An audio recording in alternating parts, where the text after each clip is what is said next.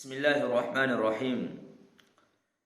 انسان اگر نماز پڑھ رہا ہے اور نماز کے دوران اس نے پہلی ہی رکعت میں اگر سورہ ناس پڑھ لی، یعنی قل اعوذ برب الناس ملک الناس، اب ظاہر بات ہے اگر ترتیب کا لحاظ رکھا جائے تو اس نے آخری صورت پڑھی ہے، اب اس کے بعد وہ کیا پڑھے گا؟ اگر اس کی نماز سنتوں والی تھی، سنتیں تھی 4 رکعت، تو ظاہر بات ہے چاروں رکعتوں میں صورت ملائی جاتی ہے، اب باقی 3 رکعتوں میں کون سی صورت پڑھے گا؟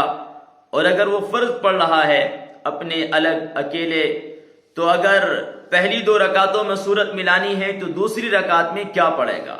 ظاہر بات ہے ایک بڑا اہم سوال ہے۔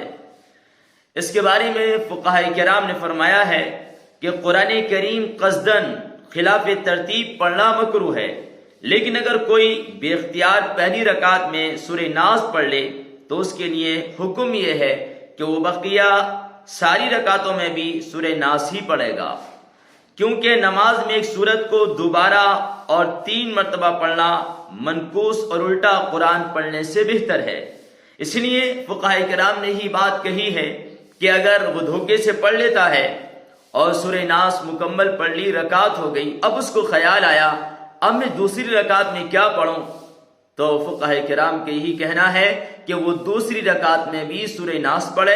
اگر سنتیں پڑھ رہا ہے اور چاروں رکعتوں میں اس کو سورت ملانی ہے تو دوسری میں بھی، تیسری میں بھی اور چوتھی میں بھی وہ سورہ ناس ہی پڑھے، یہ زیادہ بہتر ہے۔ لیکن اگر اس نے سورہ ناس نہیں پڑھی، دوسری میں قل اعوذ برب الفلق یا قل هو اللہ یا انا اعطینا یا الاف یا لم ترى، ان میں سے کوئی پڑھ لی تب بھی نماز ہو جائے گی۔ ایسا نہیں ہے کہ ترتیب کی خلاف ورزی سے نماز نہ ہو، نماز ہو جائے گی۔ اللہ عمل کی توفیق عطا فرمائے۔